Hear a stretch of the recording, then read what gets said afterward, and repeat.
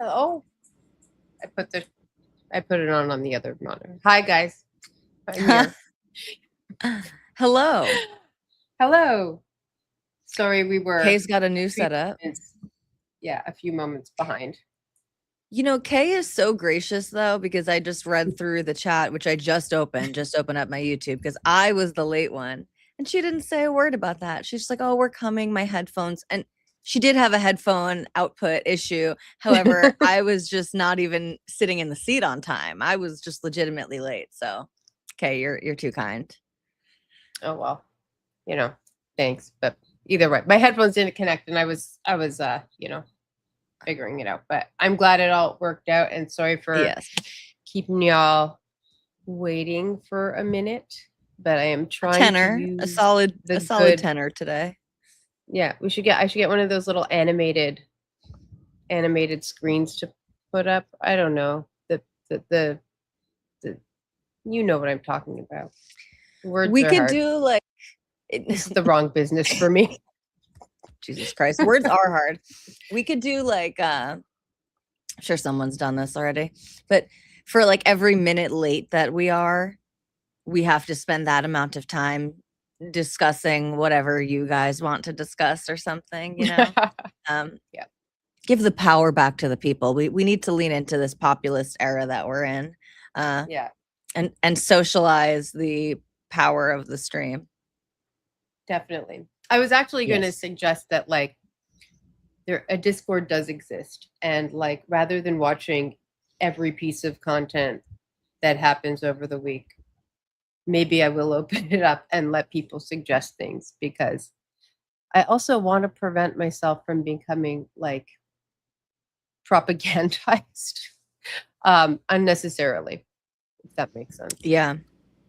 You know that whole thing, Can you what flesh you that spend out? your attention on. Well, the more you spend Yes. your attention on something, the more something unreasonable can somehow seem reasonable. And I don't know that that's exactly happening, but I am mindful of it, on how much attention I pay to certain ideas or certain creators or certain things. Yeah. It's okay to kind of catch up on it, but I want to. This whole idea of what you give your time and energy to is what you kind of think of all the time, right? I want to be protective of my brain.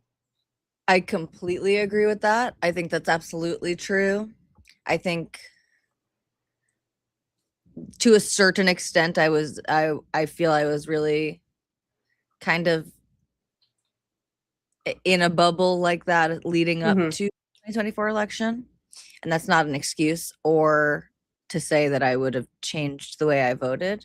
But I do think I was really yeah, you can insulate yourself to a certain extent, but I'm curious, is this just like a general sort of reminder to self, or do you feel this happening? Are there certain ideas or certain people that you feel like you're giving disproportionate attention to? No, not at the moment, but it's more of it's more of a reminder to myself, right? To to keep it real, and to listen to a bunch of different things, and to listen to things that if I'm trying to find or listen to things that might be good to talk about, or good for ideas to talk about, or you know what I mean, then I'm spending a lot of time on very specific ideas, you know what but that's not bad necessarily, but I do want to also spend time on other things and remind myself to do that. So I do remind Yeah. myself to do that. And I have forced myself to start watching television or shows or whatever. Not TV, We but can do Netflix, a series, yeah, we because can do a touch check in digital with grass. check in with Kay from the real world segment. Yeah. Have you watched anything good, interesting? I'm just watching. I try and find series that have lots of seasons and lots of episodes, Mm-hmm. within a season. For That way I can just long binges. for Yeah. long binges, and I could just put something on, like loosely track a storyline because I really like long character development over time. I used to There are love like, soap opera when I was a kid. So well, there are like older shows that really fit the bill. Are you watching any like older shows or looking for more current yeah, like stuff? before I watched like Blacklist. Blacklist, yeah, Blacklist. That was like older. It was like on Netflix. It popped up. It was okay. Now I'm watching another like I don't know. I think I'm watching The Mentalist now, which is like Okay. another kind of older show, but it's easy, low stakes. Yeah. You know what I mean? I don't like watch. I don't want to watch anything like overly dramatic, and I like watching like spy stuff also. Okay, a lot. noted. I was about Yeah. to make recommendations that would not have landed then. Not even necessarily recommendations, but the shows that I have like fond memories of binging, even shows that I'd already watched. Have you ever seen some of the classics to me? I'm probably just gonna out myself as lame, but like Homeland or like 24. I no. I like I know that they exist, but I did not watch them. I watched Scandal a few times. I like that. Okay. With Olivia Pope, right? Yeah. But before I used to watch like a lot of like rom-coms, a lot of like old movies and stuff like that. I really like. My daughter and I would watch, very typically watch like Gilmore Girls and shit like that. And cute. watched a lot of How I Met Your Mother, a lot of Sex in the City. Did you ever watch Desperate Housewives? That's what I was gonna say at first, but then you said I don't like really dramatic stuff. I know. I'm going. I saw back it when to it was on television. I'm going like 20 years ago. I put it on when it was on TV. But it's a fun one to rewatch, and there's tons of seasons. Because I also watched it on television, and then I rewatched it like in college on Netflix, and just thoroughly enjoyed it. Same with like Grey's Anatomy, although I think that might still be going on. I stopped watching that show. Yeah, a long time ago, but that's Shonda Rhimes. That's a Scandal. Yeah, that's the same writer for both of those shows. I did the L Word a few times too. Yeah, and then like I tried the new one, and that was just. I watched the new one. It doesn't hit the same way as the original one hit when it came out, which was like no. Doesn't hit the same way at all. And also I watched it when I was woke, and so I know it's cringe, and so I I don't even like want to try. I know I was entertained at least by it, but it's also like you just take what you can get. Yeah. The L Word. And now I don't watch a fun rewatch like now. ever. Yeah. And they had the new one. I tried, and I watched like a lot of like I really love Big Brother. I love reality TV, so I love Big Brother. Big Brother is like what got me interested in like systems theory. Wow. Yeah, because I studied group dynamics, right? And so that was kind of like the Big Brother was like kind of one of the like entry like gateway drugs, if you will. Like being like really deep diving group dynamics and watching them like group formation live on television. Well, gamified, obviously. And like The Bachelor and just stuff like that. Like, but do you still watch Big Brother? Fun. I think it's on right now. No, I can't get the live streams the way I used to, and without the live streams, there's no point in watching it. Yeah. In case you guys don't know, Big Brother is a CBS show. It's in its like 20 more, 27th, 6th, something like that, 5th, something like that. No, it's maybe more than that even. Season, and it is a bunch of random strangers go and live in a house together, right? And basically every week they're voting someone out anonymously. And why is it Big Brother? Because there's like cameras and microphones all over the house, and they're being recorded 24 hours a day. So there's 3 episodes a week. It's like a live game show that goes on throughout the summer, like 2 months or whatever in the summer.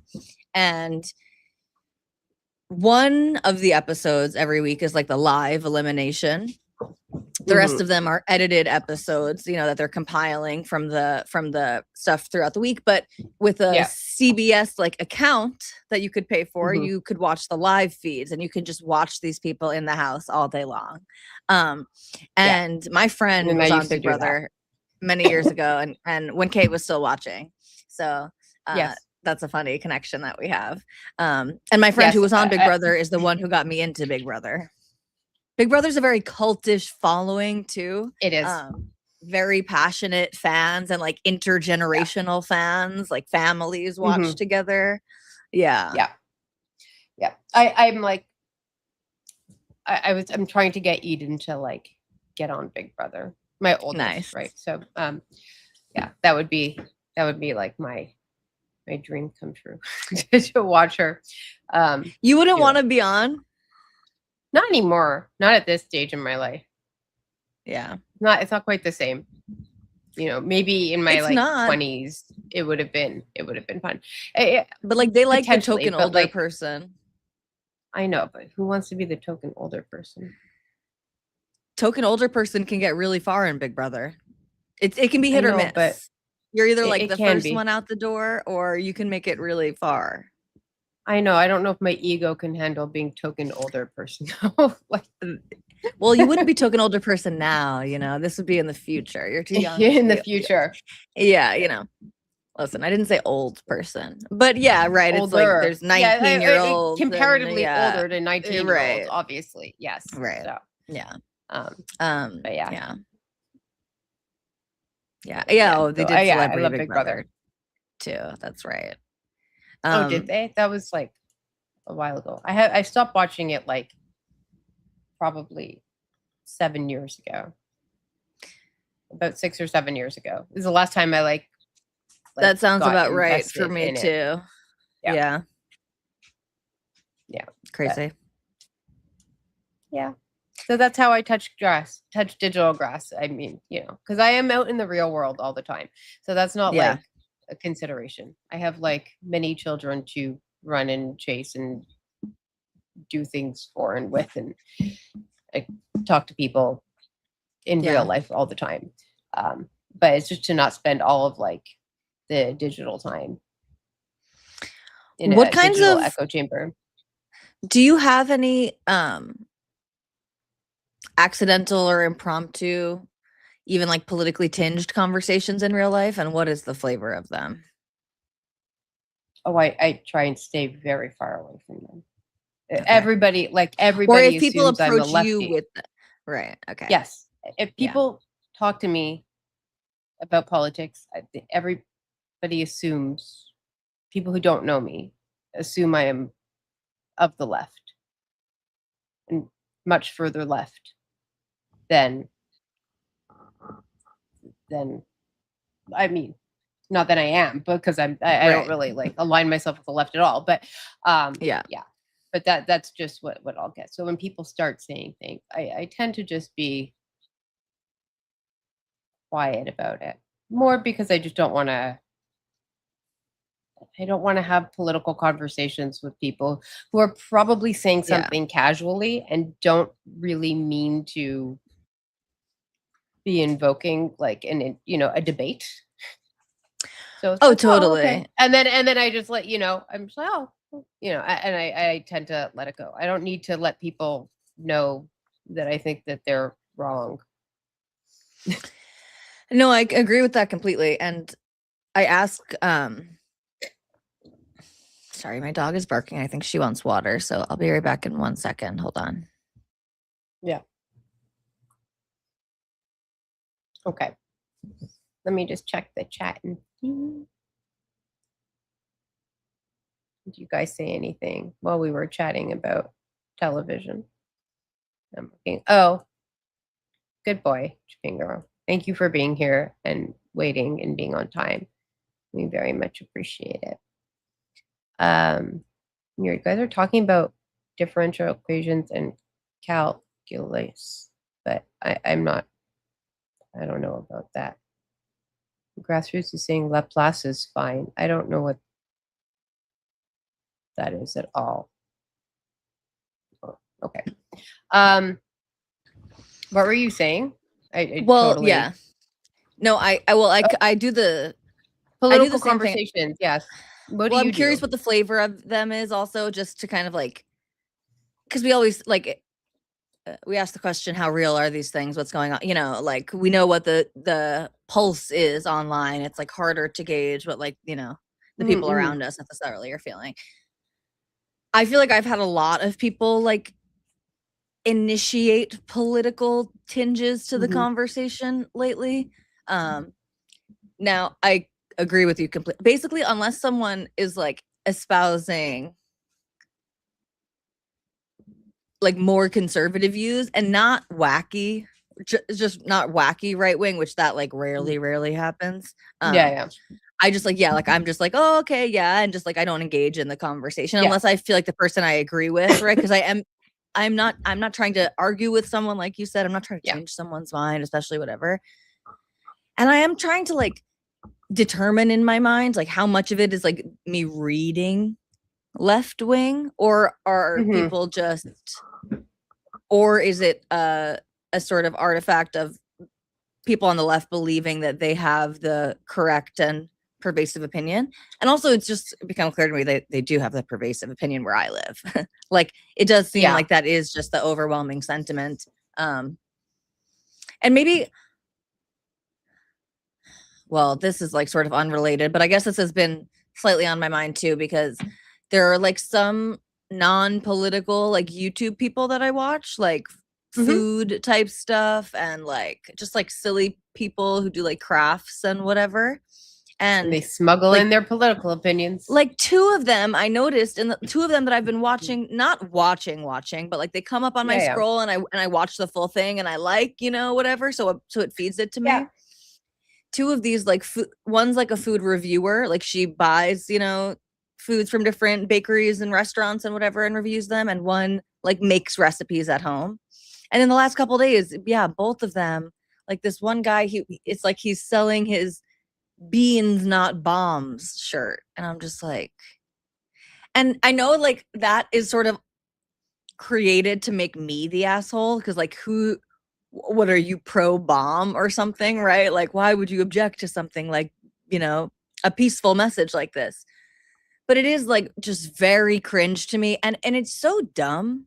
Like, It's like oh, okay, yeah, no it's not like bombs. it's a Oh, play on okay, food yeah. on food not bombs. Like Well, yeah, it's yes, that well, and the organization. Yeah. beans is that's like a shtick for him. Like he likes to make recipes with beans. So whenever there's a recipe online with beans in it, his followers will tag him, and then we'll Mm-hmm. make. So that's like part of his little. It's not a main thing, but whatever. Yeah, it's like a part No, of no, his shtick. yeah, yeah. Yeah, and so he does the play on words there, exactly, with the food nut bombs. But it's just that is oversimplified slop. And I guess like, is all political messaging oversimplified Yeah. slop to a certain extent, I guess, that's kind of demoralizing. But like, oh, Yeah. okay, yeah, no bombs, yeah, we don't, yes, correct, no bomb. That's like the people, I'm anti-war. I'm actually really really really really sick of that as a title that people use as if it's somehow informative or Meaningful. Yeah. meaningful. Yeah, like, Yeah. and people just use it dead seriously right now, especially. Mm-hmm. Oh, okay, yeah. That amazing. I agree. We all fucking agree. Like what Yes. a useless, Yeah. a We all know war totally is bad. useless It's just moral, we. yeah, Yeah. It's virtue just like signal. you're just like refusing to engage in like the Yeah. actual conversation of like when is it necessary to take defensive or offensive steps or to get involved or what, like it's just like so flattening. Yes, we all think killing people is bad, motherfucker, like Yeah. wow, Yeah. but it's not signaling that, right? Because it's not meant to say war is bad. That like no one's anti-war. What they are is like they're it's signaling how they're like anti their government or they're anti the military industrial complex, but they're not trying to make a broader political statement like that because usually they're not confident enough or they don't know. You know what I mean? So it's just like they're anti-war because it's a fucking Yeah. platitude. Who can argue Yeah. with that? Right? Yeah. Yeah. Right, exactly. Who could argue with that? And Sneed McPhee said, "I'm anti-war and pro-jihad." The left, which is Yes, like exactly. and that's almost like I can't even get Ridiculous. to that contradiction, right? Because that's a whole nother can of worms. But that's just actually true, right? Yeah.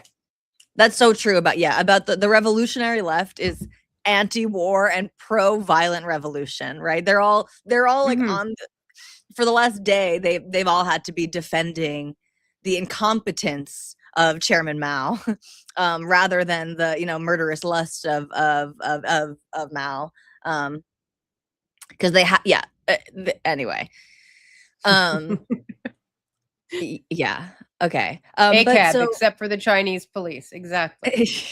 yeah, Hassan, no, literally, right? yeah, Um, and it's part of this just came to my mind too, and I'm now dragged this.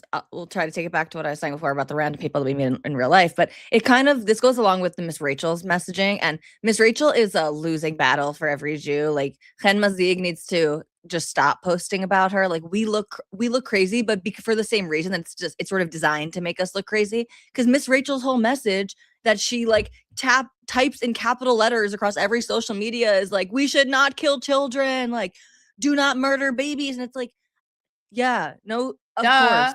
We agree. Yeah. Everyone fucking agrees. Stop creating this message that's meant to make people who disagree with you on some other policy or grander, geopolitical issue. Stop making their position into the pro killing baby position, because it's fucking not. And Yes, it but is that's what it's almost meant to triggering. do. It is. It's meant to pin anybody who doesn't agree with the broader political message, or the broader sentiment about the like Israel Palestine shit, that they are for killing babies. That's what that Yes. is meant to do, because this is a side that says this, and if you're against this side at all, that means you are for all of the things that we are against, and we are against killing babies, ergo you are for killing. That's how they And smuggle by the that way, shit in. that's how they Yeah. smuggle that shit in, and that's how they justify violence against us. Also, by the way, Mhm. which is just Yeah. that's how anti-Zion. That's why anti-Zionism is a violent movement against Jews or people associated with the state of Israel.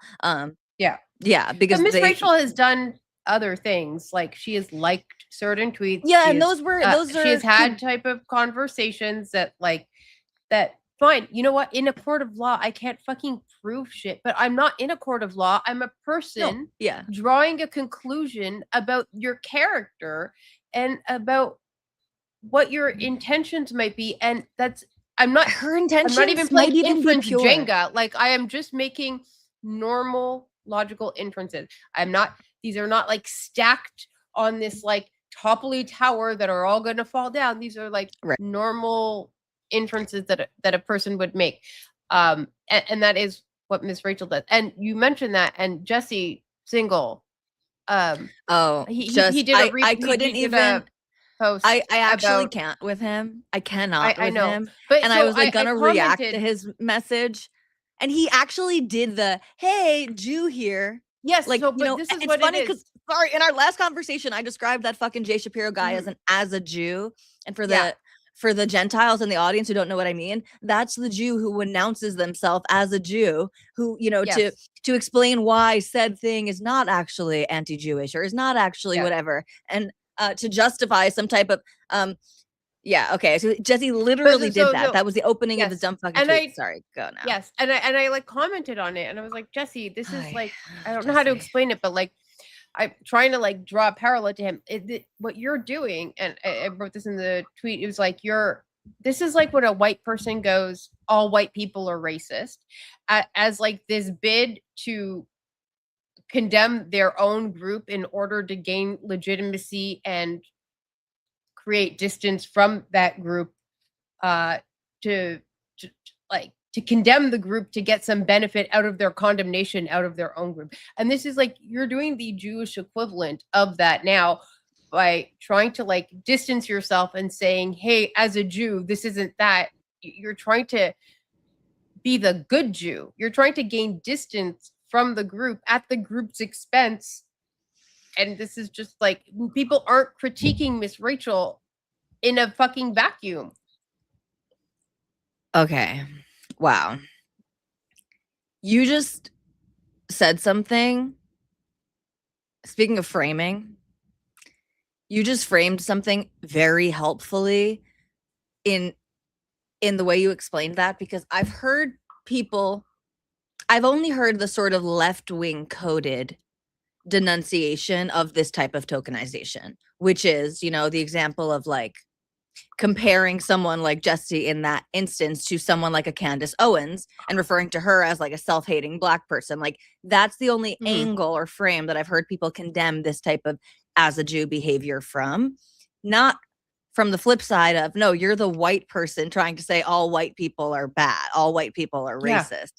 Putting it from that side, right? And trying to give yourself the credit for being the exception to, you know, to your flawed people. I've never heard it in that sort of more right coded framing. And that's very, very, no, I think that's very, very, very, very, very helpful.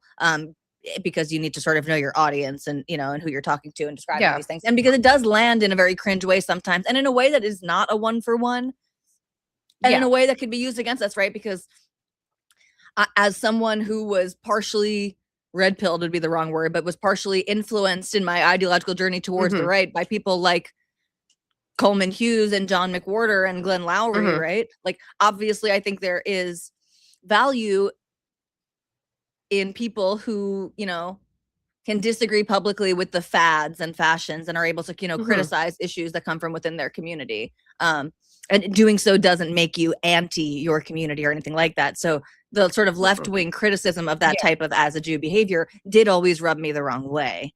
So I really appreciate the way that you framed it there, because no, he's trying to make himself the righteous exemption, basically. It can read that way. I don't know if what he's trying to do, but he tends to lean into that, like, but it's not, you can criticize Israel. Of course you can. No one says you can't.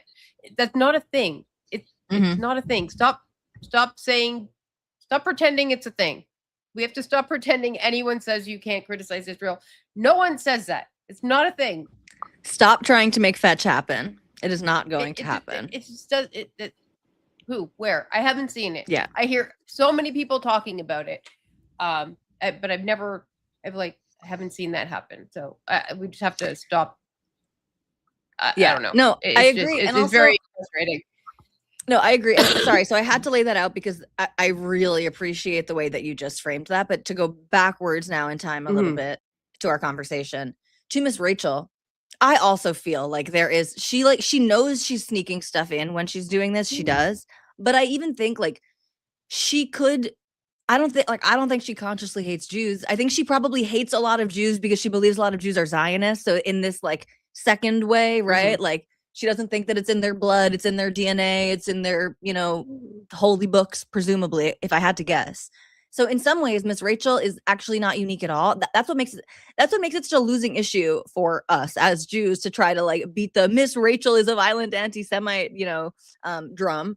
Because in some ways, she's completely ordinary. She's like every other brain parasited, you know, Borg out there right now, right? She's like every one of the college students. She's like all the wine moms in some ways, like the ones following Candace, right? She's just worked herself up into a frenzy, and she's saying what a lot of other people say. It's just more offensive, and Jews are more worried about it because she has a much bigger platform, because she was made famous during COVID times and all of that as being this like this online outlet to all of these children, right? She was like in so many homes and adored by so many families. My kids watch Miss Rachel, like autistic kids. Like you put her on and she helps them learn how to fucking move their mouth to say words. Okay. Like it is very sad that like, well, you know, to me that she's taken this turn. And, you know, I think because she has a very, very young and impressionable audience, right? You know, the concern for what type of ideas could be smuggled in is a little bit different, right? Because very young children are looking up to her, and like I don't think that they're watching her, what she's saying, like her political commentary, obviously. But there's just, those children get a bit older and they become a little bit more aware, and it's just like you're speaking to a very young audience, and with that comes a type of responsibility. you know. I agree. I agree, and I still think we're gonna lose ever trying to like push that back. I do agree with you. And again, like the Miss Rachel stuff Mhm. also like makes me uncomfortable in the same way that just all of this sentiment does. You know, it's creating a hostile environment. It is, yeah. It's just like it's disturbing, and it's disturbing back to the point we were making earlier because it's painted with these I'm anti-war, I'm anti-bomb, I'm Mhm. anti-murdering children. And so if you disagree with Miss Rachel, you're some kind of violent animal who wants to kill children and Mhm. bomb people and start wars. And that's ridiculous and unfair. And it's to a certain extent, it gets back to like the conversations we've had about like when you're in a debate, you know, it's like you never want to Mhm. be on the back foot. And we are Yeah. if you're having to explain yourself, you know, so much to say why you disagree with someone who's just saying I'm anti-war and anti-bomb and anti-murdering children, then you're already losing, and Yeah. we're losing. And I've been, yeah, and I've been like, first of all, beef supreme is saying, well, I just wanted to note it. He said no problems with Miss Rachel, God bless her, and I stand with Miss Rachel, and that's cool. Like, we can uh, have different takes on this. Like, I'm good with you having no problem with it and seeing nothing wrong with it, and there could be a world where I see it differently, and that's all good. I like so don't care to convince people.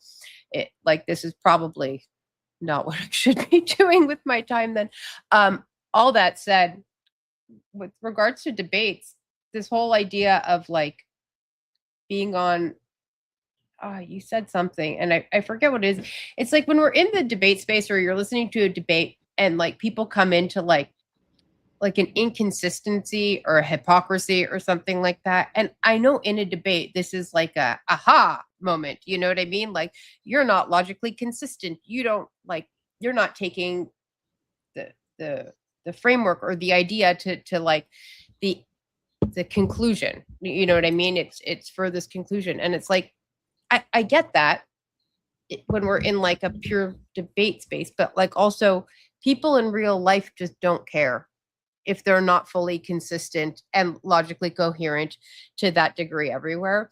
And politics is about preferences because you can vote for whatever fucking reason you want, right? Like there's no test. People decide what their criteria is all the time. So in some ways, there needs to be more of an appeal than just this is it. You're inconsistent, and we my argument wins. Your argument might win, but like if enough people don't like it, it doesn't matter. Well, yeah, you just summed up, unfortunately, I think, or like the first thing that came to mind when you said that is the conversation around how should Israel have responded after October 7th, right? And Hmm. you have the Jews or the pro-Israel or just the people who maybe were not particularly pro-Israel, but like saw this as, you know, like a clear Hmm. sort of like, you know, cause for war and whatever. People saying like, you know, you're not offering any solution that would be viable, reasonable, whatever, you know, like you have the Dave Hmm. Smiths and you have the Hassan Pikers and whoever saying that, well, after October 7th, Israel should have dissolved its government because its government is very bad and very unpopular. And then from there, they should It's have just elected like new fucking leadership brain who was dead. going to work. Yeah, exactly. And but that was not as popular as the people saying, well, your answer shouldn't be to bomb, you know, 400,000 people and you know, like that's all that like matters. That was my Dave Smith. That was very bad. It like turned into other people's Hmm. impressions of Ben Shapiro. So I'm really sorry for that. That was anti-Semitic, I think. But yeah, it's not popular. The Yeah. right, the sort of you're being inconsistent, you're being logically inconsistent, or even like you're not being you're you're not contending with the recent historical context or any of that. None of that doesn't win. It's not Doesn't popular. matter. It doesn't matter. Yeah. Doesn't Yeah. matter because of all Eh, those things. It doesn't matter. Yeah. Yeah. And we could say we wish we lived in a world where these things did matter. Okay. But like, that's not how that's not how it plays out. Right. So it's, yeah. So that's why oftentimes I enjoy watching debates. Um, and I enjoy kind of like hearing people make the case for their arguments. When it gets really bogged down into the minutia, I'm like a little, I tend to get now a little bit less interested because like for whatever reason. But yeah, I don't know if it matters if it's like a flawless argument, because if people just don't like it, they just don't like it. So you have to. It's more about like um, building the, I don't know what word to use, building the apparatus to sell people on your message. You know what I mean? Or laying the foundation down to sell people.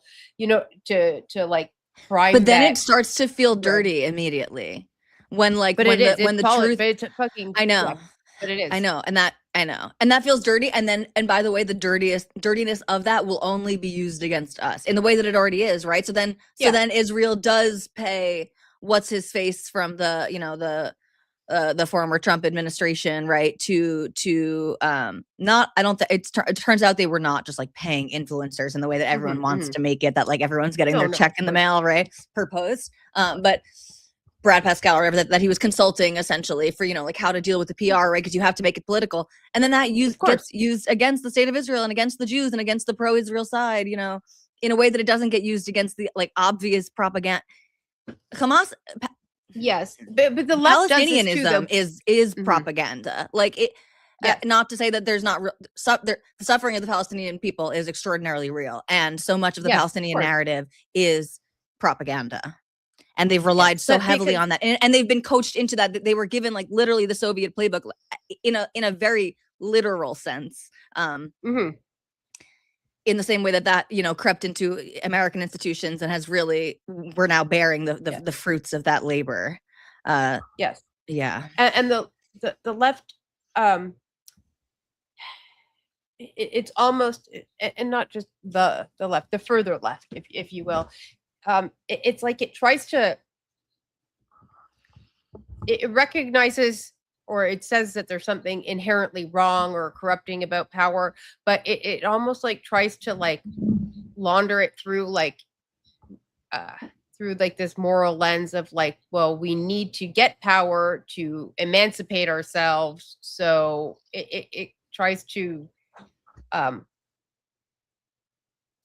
somehow, you know what I mean? Somehow make it okay that their bid for power is through an emancipatory framework. Therefore, it negates, the corrupting aspects of power because they are the little guy or whatever.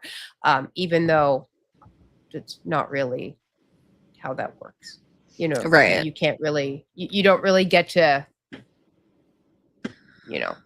just avoid all of the pitfalls of it because you believe you're in the right. This came up. I blame this on you. I blame Kay for the reason that I watched Brianna Joy Gray and Amanda Seales yesterday. I watched it too. Yes. Okay. This is Kay's fault because Kay said that we need to stop going after the liberals and punch left more, which is like true and fair. And I feel like we do, but also it's almost obvious. It's almost boring. And I am interested in the sort of liberal complicity of it because that's I think where that's the trouble. I think that's the trouble the Democratic Party is in right now. That is really the trouble is the adults in the room, right?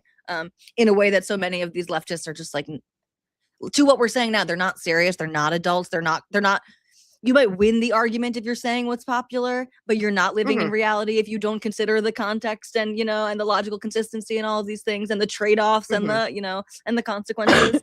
But so in my effort to punch left, I watched that conversation and Amanda Seales, I was watching it. Amanda Seales is extremely painful to listen to. And I think even more so because I used to be a really big fan of hers. And it was just like, I got like flashbacks to how woke I was because Amanda Seales is really radical, and I used to really Yeah, I like had to her. Google her. I've never I didn't know who she was. So, but then I God got busy and I bless. didn't look at That's who she was. good. So, who is she? What does she She do? is. Should I pull it up? She's a There she is. comedian, actress, singer. Basically, she was like best Okay. known probably for her acting. So she was in the what was the show? Was it Blackish or whatever? Maybe it wasn't Blackish, but she was in one of those. Now I'm just stereotyping. She was in the My brother I can see and the me, woman. Deaf No, she was in. Poetry Jam. I'm looking. Okay. It was a TV show. Okay. With Television. what's her face? What's her face? I can see her face right now, but I can't think of her name. When was it? Like how long like ago? Peak Woke, Oh, leading up to Peak Woke. Okay, I'm looking. I can't tell. So awkward. I would think that it would come up very, very high. I love that no one in the Blackish? chat knows either. Blackish. Yeah, okay, that's what I think it is. Okay. So she was probably like best known for that. But she's like a comedian, she's a singer, she would do like poetry stuff, whatever. Activist. Yeah. She's always been an activist. Like that's where I was into her, you know. Yeah. And anyway, so in this conversation, she sort of they're doing a whole bunch of shitting on AOC for all of the reasons that like some of the libs claim to like AOC, you know, she's moderated and she understands the, you know, the importance of working together and blah blah blah.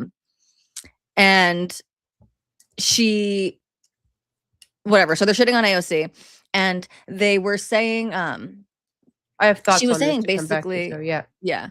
She was saying, you know, like to your point of like you can't really ever have power because power is like inherently corrupting in this way. Or I guess you were making a slightly different point about like they believe that somehow because they are it's sort of righteous their search for power, right? Because they are oppressed in whatever way. But she makes the point they're that trying to get power on behalf of the oppressed. Yeah. Right. And she basically makes the point that essentially the only good congressperson is the kind that gets voted out, you know, after their first term, because they're willing to do the thing that's really unpopular that is, you know, necessary for, you know, for revolution. Not the ones who just want to get in and keep their seat and accumulate numbers, which is she's sort of saying that's AOC's playbook. She's saying AOC wants them to just keep electing more and more progressives and more, you know, democratic socialists or whatever, so that eventually they'll have numbers that they can leverage their vote in a more meaningful way, which to these women, to Brianna and Amanda, is incrementalism, you know, is bullshit liberal reformism. And it's not radical enough. So yeah, Amanda Seales makes the point literally that the only way that you can like righteously run for Congress and be a congressman is to take really unpopular positions immediately, stand your ground and get voted out, basically. Yeah, I remember I was listening to that and I actually thought that okay, we'll go to this after because I also was reading a bunch of the stuff on the YDSA website and then I watched that. So I actually think that the further left's criticism of AOC falls like right into their possible like playbook because yes, she's coming in and she looks like she's moderating, or maybe she is moderating for the time being, but she's still a sympathetic actor like within the system now. And if they criticize her, they keep their like leftist radical purity, right? They stay at their ideal and criticize her for not coming left enough. She goes in, people who initially voted her in or were not who voted her in, who maybe had been worried about her, see her moderating and they're like, oh, see, it's not such a big deal. The DSA gets to say, or whoever she ran under gets to say, oh, but look, we had an electoral win, and they get to still keep that feather in their cap. And she's just there for when the time comes. Do you know what I mean? And it makes her both less of a threat within the system so she can stay and have a longer run, and it keeps her in place for when they get enough people in there to kind of take over the party from the inside out. And if you look at the literature on the YDSA website, which is the Youth DSA website, because the DSA website on its own has nothing. There's nothing there. It's like there's a few little paragraphs and some graphics, and there's no detail. There's no detail. I was like, how are they going to do anything? There's nothing there. But on the YDSA website, there's a lot there. I had to get a subscription to Jacobin. Fuck that. Yikes. But just to read the stories, just to read the articles that they're thing. And yeah, so and they lay it out. If you look in the YDSA, under the activist section, there's Socialism 101, and lists all these things out, and it lists out electoral strategy, and there's 3 articles that essentially talk about using the Democratic Party as like to get ballot access, to building the party up as a subgroup, and not having the candidates become the stars, if you will, but having the party, the sub party, the DSA, be the thing that like gains momentum, and then inevitably breaking off from it later. And talking about like using the fundraising of like Citizens United and all these things that like maybe they'd be against, but maybe they're for, but maybe they'll use it to their advantage, and on and on and on. And it looks at like how this was done in like Minnesota in like the 20s and the 30s through like the farmers and the FLP and the NLP and the WP NLP movements that happened there. And it really just spells it out that this is what they are trying to do.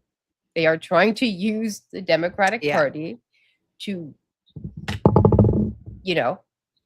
grow in numbers, to grow in significance, to gain access, so that they can then either take it over or break away enough and have enough of a chunk that they are like a substantial third party. And that's in their own words. They're saying this. This isn't like some conspiracy. This is the plan that and people who are all saying, oh, but no. Like read their literature, read the articles that they're putting out with their plans in it, and you can see that's what they're doing. People who are hand waving it away. It's like, why? They're giving you the blueprint, and you're like, nah, I don't know. Maybe that's not what they're doing. What the fuck? That's exactly what they're doing. No, 1,000%. And so Chipinger just said something. I'm going to read it and then go into my response to that. He said, something that's been bothering me for a little while. Are we actually mad at what they're doing? Is this not just an iteration of electoral politics? I get the feeling we're pointing to their tactics when it's their goals that we detest. I agree. Yes. It is. It is their ideology that we detest. And that's why, to a certain extent, that's why you have people on the right who are happy about this, right?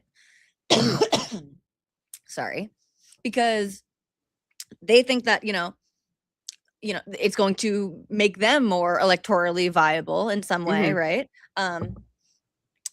That's why I think Destiny is endlessly. This is bad for the Democratic Party. This is bad for actual liberals who are left leaning, right? So true, Chipinger. Like to a certain extent, it's like if I like. To a certain extent, it's bad because I don't like it. Yes.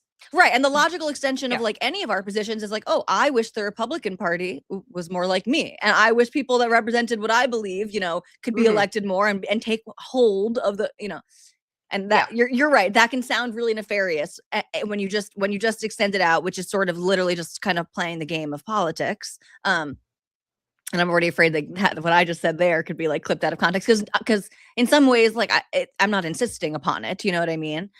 It's just, my preferences, right? Obviously. But this is why Destiny is endlessly based here, because he is shouting from the rooftops, these people are not our fucking friends. And by our, he means people who are committed to the Democratic Party, people who are left leaning, people who are actually liberal, actually like pro-American, whatever that kind of means. It's another word that's like getting,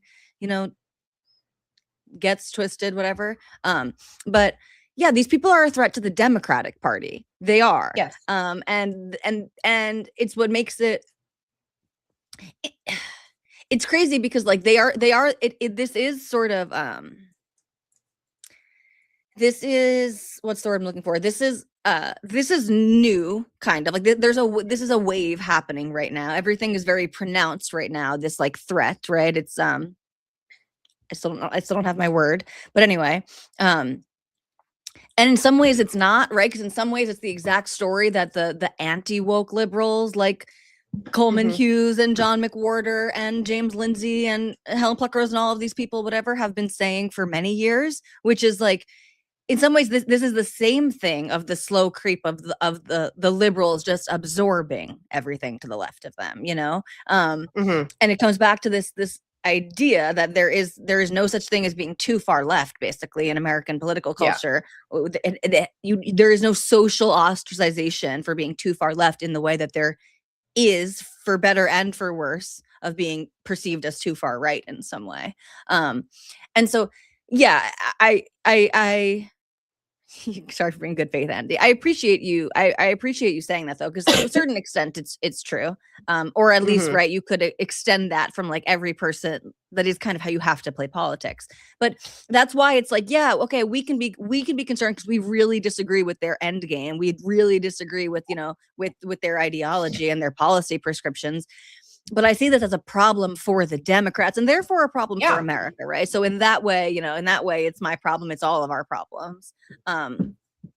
But yeah, and to your point, Kay, they say it explicitly. This doesn't require drawing lines and, you know, creating a type of conspiracy web.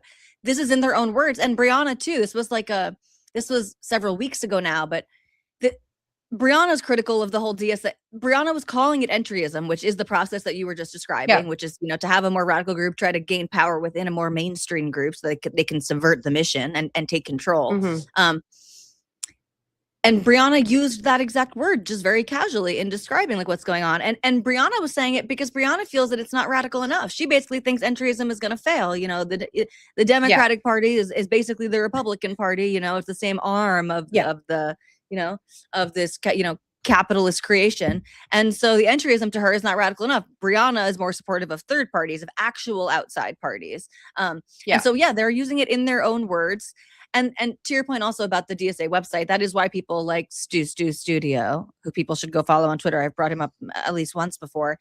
He goes in and watches and records all of like the DSA meetings. Because to your point, they don't put a lot of stuff in print, but they just talk unfiltered nonstop. And actually, Canary Mission, I have mixed, not even mixed feelings about Canary Mission. I think they're ineffective, unfortunately, although I understand like whatever, we'll put that to the side. But Canary Mission just put some like expose out because the DSA had a meeting like the other day where they were saying just absolutely they were at their most unhinged and their most performative. And it was like they had a bunch of politicians on the Zoom. It was like all of the people who just won their primary seats, all of like the DSA winners of the previous, you know, primary elections. Ro Khanna was there. And so Canary Mission like drops this thing and it like shows like the freeze frame of each of these politicians in this call and then like shows some of the crazy things that the speakers are saying. But someone tweeted, I think it might have been Razib Khan, quote tweeted the Canary Mission thing, and he was like, "This is gonna land with a giant thud because, like, we know this already. Like, no one seems to care really. No, people don't seem disturbed enough, and that's why, again, I really relate to Destiny sort of crashing out. And this is, I'm sorry, I think we might be in for a peak Destiny thing. This is sort of reminiscent of 5-6 years ago Destiny when he is bucking his own side, and he was reticent to do this because he saw the right as a truly I have no fucking words. The word I'm looking for is a true threat or deathly dangerous. A true existentialist threat. Yeah.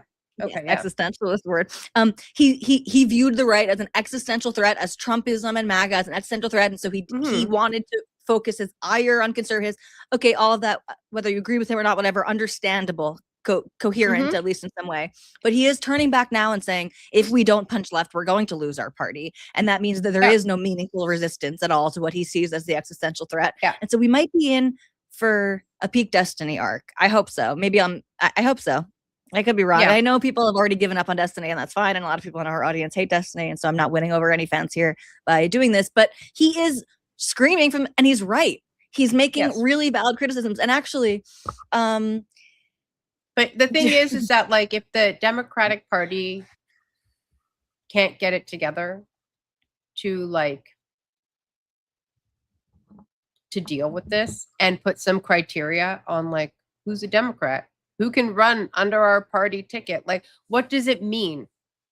Like, you know, if they can't do that and they know that this is happening, you know, then, you know, maybe they just deserve what happens. Like, maybe they don't deserve to win if they can't get their shit together. Like, at a certain point, like, you have to that's be kind of what adaptable Grackle just and said. play the you have to be able to play this game. And, like, if this is the terrain and this is the world and this is what it is, like, you have to be able to, like, find your way in it to a degree. Otherwise, maybe you're not the party that should be in charge. Well, even if I did prefer you know what I mean? Even if, like, I didn't have, like, glaring issues with some of the stuff there, because I have glaring issues with things on the right too, right? So, like, you have to be able to, like, get in and play this game a little bit and, like, want to protect yourselves and have you know, this idea of self-preservation has to come into it. And if you don't have any self-preservation, then I don't know, maybe you shouldn't be in power. Well, yeah, and so to that point, Grackle said, I say let them pick who the DSA wants for 2028 and let Vance or whoever wins on the Republican side win 40 states, and they can realize America is in New York. And that's sort of to your point. And also to the point that I just made about, like, this being an obvious I still don't have the word that I want for this one, but an obvious, like, peak in this sentiment of, like, the left flank being a threat to the Democratic Party. To your point, the reason I left the Democratic Party is because I decided, even before this current peak of, like, the explicit DSA threat to the Democrat, this explicit entryism, where again, they're not even hiding, they're calling themselves basically a separate sub-party and also saying that we belong in your party and we are part of Blue no matter who and all of this. But the reason that I left the Democratic Party was because I felt that they weren't changing course, and they weren't going to be able to divorce themselves because they had absorbed too much of it. Basically, they had taken too much of it to be true to effectively fight it. Because so much so to the point that they pushed out classically liberal people who are still not at home on the right because they were criticizing some of this stuff, right? And so, yeah, maybe they're not gonna fucking save themselves. Maybe they're not gonna shift course. I hope they do.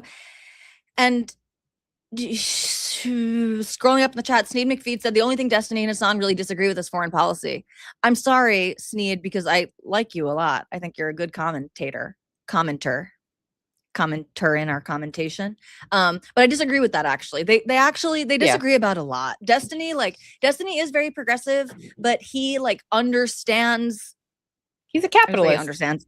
Yeah, he's a capitalist, right? I was gonna say he understands economics a hell of a lot better than Hassan does. Like, even, you know, Destiny, like, might like the direction of some of this stuff, you know, in the same direction that Hassan does, but he is much more cognizant of the actual, like, economic and market realities and benefits, and also, like, he lives in reality that the money to pay for these things has to come from somewhere, in a way that Hassan just does not.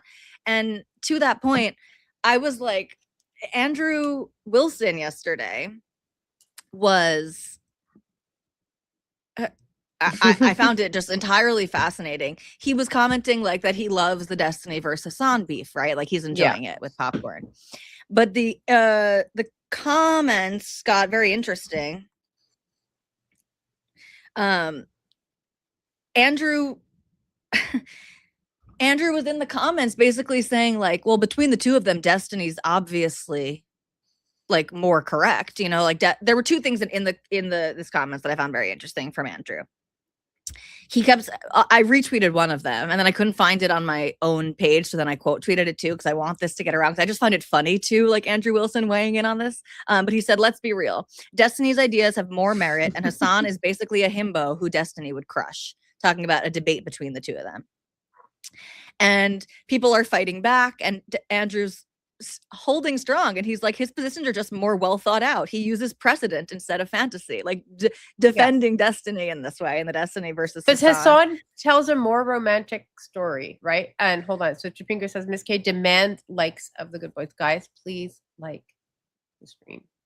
Yes, and while I think definitely I do agree, and I think Destiny is more correct, there, like right now there is a very like romantic idea going around of this, like, you know, socialist utopia that they're being sold, and there is a lot of energy around it. So you like I said, you could be more correct, and I think it is more correct. I think like just the way the world works, that is more correct, right? But it doesn't matter. But it doesn't matter. Like it. Well, and Andrew kind of. And you let me keep reading. Yeah. Well, no, because I agree with you, and Andrew sort of makes the same point. And this is where I didn't like what Andrew said next, but I didn't like it because I don't want it to happen, but I agree with him. Yeah. And I think this is and this sort of gets to what conservative liberalism was saying a little bit earlier of like, and I guess now too, of like, you know, the reason this is appealing to people is because of economic hardship. Okay, I think some of this, I'm going to say, is perceived. Not that it's not real, but it's also just like, the answer is not doomerism to a certain, like, we kind of have to like make the best, and like the costs are not the same everywhere. Like people need to have a little bit of agency and you know, and rethink some of the romanticism of in some ways it is very MAGA. It's Make America Great Again, you know, that the people on the left are sort of falling for, which is actually kind of Andrew's point here. So Andrew wealth disparity is a really so Andrew says essentially tanky commies are beginning to build real political capital out east, and the Dem establishment is courting them, which the Coomer gremlin understands is a massive threat to his progressive ideology. And so people are going back and forth with him, and Andrew says socialist populism is going to have its time in the sun. The second these people shift to a subtle America First message, be it interventionalism plus entitlements, or anti-immigrant but pro-union, the right is fucked. They already are embracing a bit of the America First ideology. Anti-Israel due to foreign money influencing politics, and America's participation in genocides. It won't take too much of a push. I think this is correct. This is always where the true horseshoe was going to meet. This is what we've been talking about now for a long time, of these sort of like separate axes, right? And the sort of populism on both sides. It is going to be hard for a large faction on the left to get there on the immigration thing, but there is going to be a place where they meet. We already see them meeting in the most obvious and extreme ways. But everything Andrew just said there was, I think, 100. I think was fucking true. It's not like going to be. They're going to be. It was a very sober assessment of where the momentum is and the political divides in this country.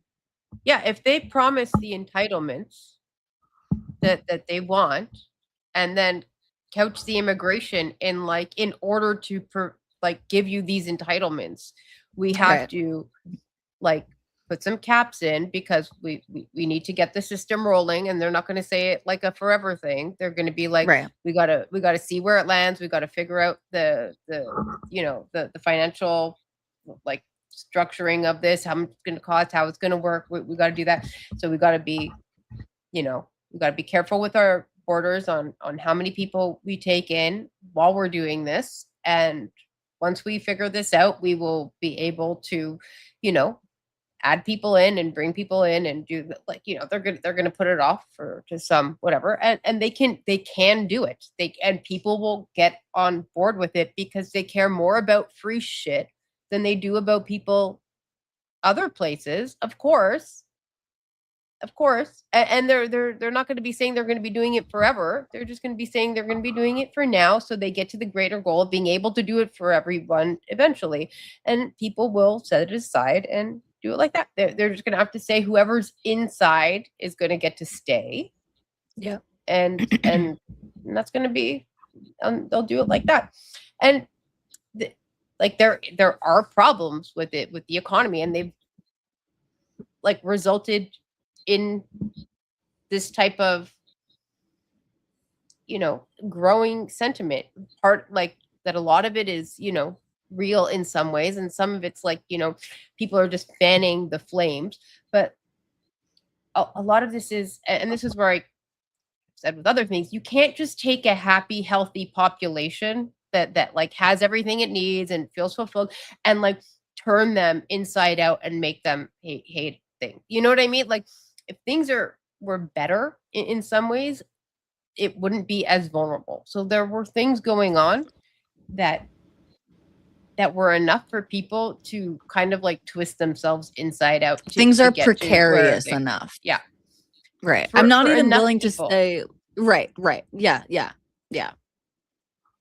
know, Yeah. and it's not even that people, I don't think like people care about other people being rich, or you know what I mean? I think it's like people don't care that other people that will have a lot, as long as they feel like they're going to be decently taken care of, or they can like take care of themselves. You know what I mean? But if you feel like you can't even take care of yourself, and you're like, but you well, all like you need to believe you can take care of yourself. This goes back to our like therapy conversation yes. of like people need to be told it is truly hard and you can do hard things. And like yes, but there's people who can't, and like some I know, of the but everyone the is way being things are told that they can't. And they're being told that the reason that they can't is because we're sending bombs to the Middle East. Like it is so the ugly. reasons are true, but like there are some people, and there are probably too many people who like work hard and, you know, can't afford their lives in some No, ways, you're and you're going up. right.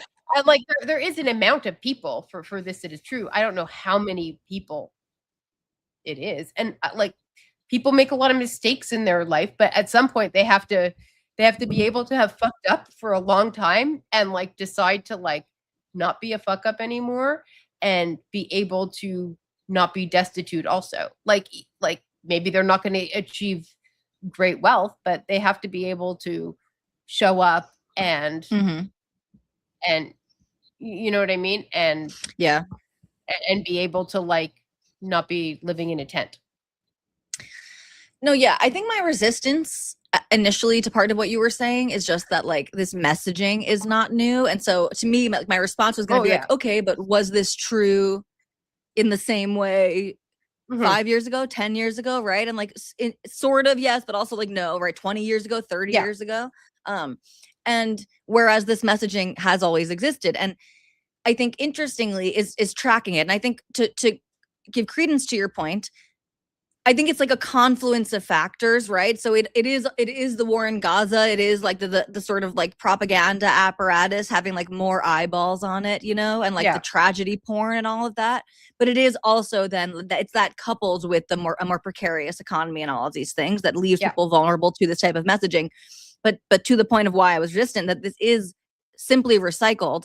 And I find it interesting to sort of track, because the book that I've recommended here before, has anyone read it yet, guys? Can we do a book club? I really want everyone to read this book, although you guys aren't really left wing, so maybe it's not that relevant, and you guys aren't all Jewish, so maybe it's not, you don't care. But the book is Contemporary Left Anti-Semitism by David Hirsch, who is a British sociologist, and he had like a socialist education basically, but he wrote this book sort of through the Corbyn era. So the book was published 2016, 2017, something like that. Like he closes the book and like Corbyn has lost, and sort of like there's like a culmination at the end of the book basically.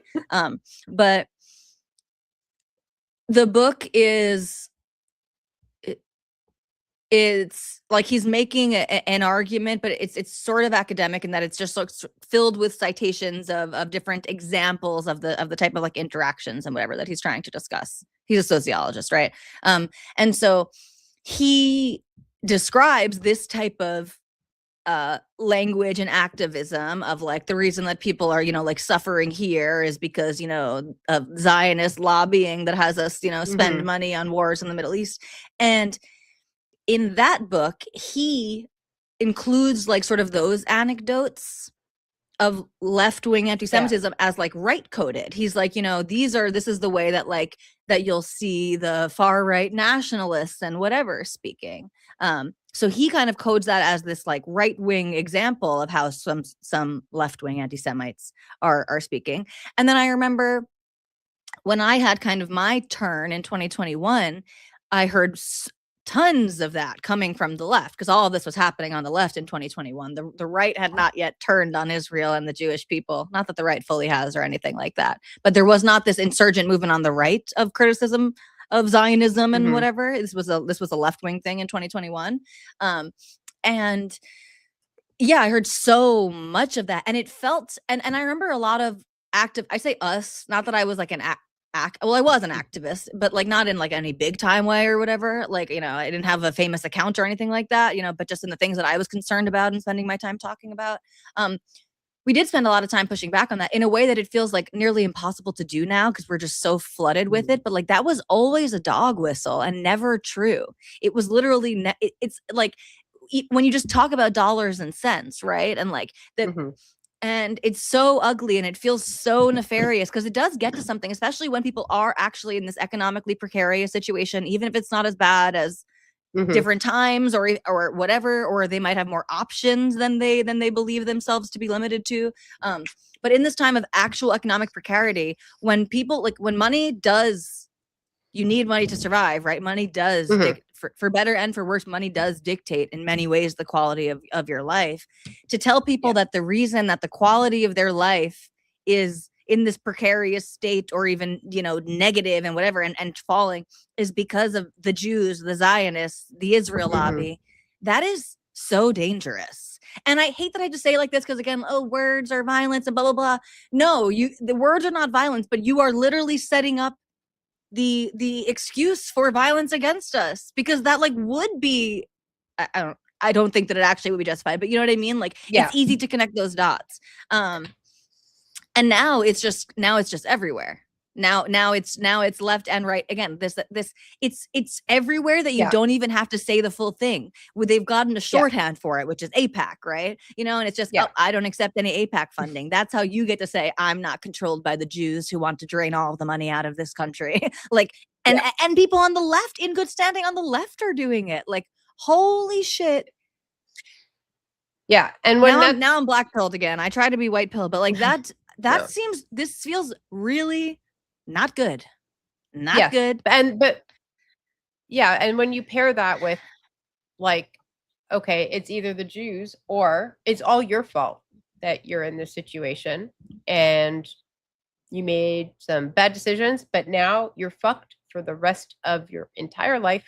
And that's it. Like if those are the, you know what I mean? If those are the messages you're getting, that like, it's either this group here or it's all your fault and there's nothing you can really do about it. People are gonna go to the it's not their fault one. You know what I mean? Like it's just how psychologically people are more going to hear something else. Or if it's not the Jews, they're going to think, it's some other. Well, I mean, conservative liberalism says, and it's like it's now usually it's like immigrants. Confluence of things, right? Like it's immigrants, it's this, it's that, and it's like, well, it might be.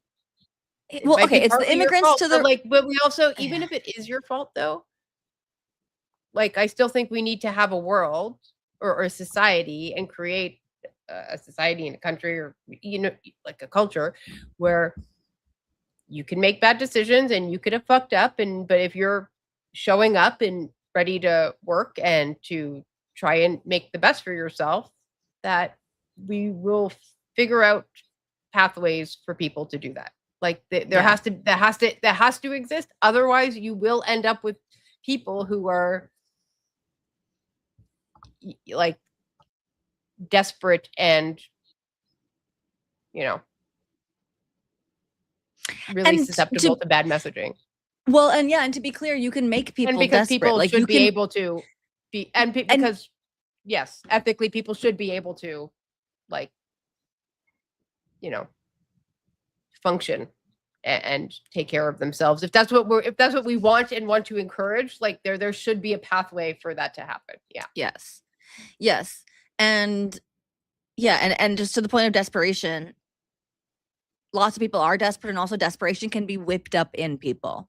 And now, as per usual, my mind is going like 3 different directions. So let's see which one wins out in the stream of consciousness. The Zero Fuck said earlier in the chat, I know we moved off the Jew part of the conversation, but can we talk about PF Young on Sitch and Adam? And Adam and Sitch? Fuck. Anyway, first of all, Zero Fucks, you should know better. We're never off of the Jew part of the conversation. It's always like one giant Jew conversation in and out, you know? Yes, I do want to talk about Paul on Sitch and Adam, but I have to put a pin in that really quickly just to maybe plug some other thing. And you didn't watch it, and so we're not going to pull it up because it'll derail too much of our time. But now I have to fucking find it. What didn't I watch? This thing that I watched that I meant to send to you, but I know now that I did not. It was a random podcast. There's this guy who does like a Jewish Israel focused podcast whose name is Henrik, which is just funny to me because it's like it just like sounds German to me. I think he might even be German, but shit. So he has this like podcast, and he had on, okay, here it is. The Henrik Beckheim podcast. He's had like lots of good I don't watch like every episode. I don't even know if I'm subscribed. I probably should subscribe. But he had on the other day, he called the episode The Hidden Psychology of Anti-Semitism, Philosophical and Talmudic Analysis with Dr. Olga Kirschbaum Shirazki. Okay, it's it's an hour and 43 minutes. So, but I really do recommend watching. And this most of the conversation is just her speaking. It's like so dense sort of, but I think she like helps make a lot of sense of different things. And she has studied anti-Semitism and whatever in an academic framework. And the reason so anyway, I want to highly recommend this conversation. She talks through a sort of like historical lens, and also like through the lens of Jewish texts in an interesting way that I think would be accessible to people who are not Jewish. And I don't think it's propagandistic or anything like that. I think it's very interesting and does give insight into the Jewish perspective and whatever. But the reason that I actually don't know how the fuck I got here, but the reason that I wanted to bring this conversation up is because she talks about, and I'm sure I'm getting the words wrong, but she talks about basically in the analysis of anti-Semitism, of like anti-Semitism historians basically, or scholars. She says there were like different schools of thought basically, and the two predominant ones being, I might be getting the terms wrong, but the essence of it was like correlationism versus like projectionism or whatever. And the correlative theory being that anti-Semitism correlates basically with Jewish behavior, right? So like Jews do bad things, people don't like those bad things, and so therefore they are hostile towards the Jews. And then projectionism being like, you know, people are projecting out their insecurities and the the precarity of their situation or whatever, and hardships, and they project the sort of scapegoat type of situation. And so anyway, I thought that was a really interesting part of the conversation. And I think a part that's like obviously very taboo. Wow, this is actually going to dovetail nicely into the Paul thing, because in a way that I have this urge inside of myself that reminds me of Paul. This is where I feel similar to Paul in this way. I have this urge to talk about the taboo thing. Like I always say, to be the adult in the room to talk about it. Because I remember like when I was, again, having my sort of ideological change, I was feeling both embraced by the right and also like feeling the very like the very tangible hostility, like when I was on Clubhouse and in these spaces. And there was at that point, there were groypers. I didn't even understand what groyper meant really. I just knew it was like a term to describe this like right-wing group of people, whatever, who were hostile towards the Jews basically. But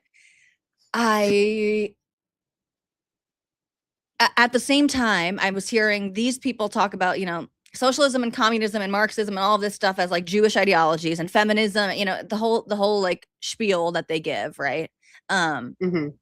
But then I was also hearing from people who were not anti-Semitic and reading some stuff too, but learning from people who were obviously not anti-Semitic, who were observing that there were like disproportionate amounts of Jews in some of these organizations, movements, and whatever. And when I could accept it, you know, I was able to accept it from those people who to me were just obviously thoughtful, smart people who, with like a rigorous Mm-hmm. understanding of history and a particular interest in this topic of postmodernism and stuff like that. And I was able to hear it, you know, very, very clearly and without defenses up. And it's like I so desperately want to be able to channel some of that into the spaces of the people who are so skeptical, because just telling them it's not true, it's a lie, and it's anti-Semitic to think this actually Oh yeah. doesn't work, because there are some people who are just hearing this.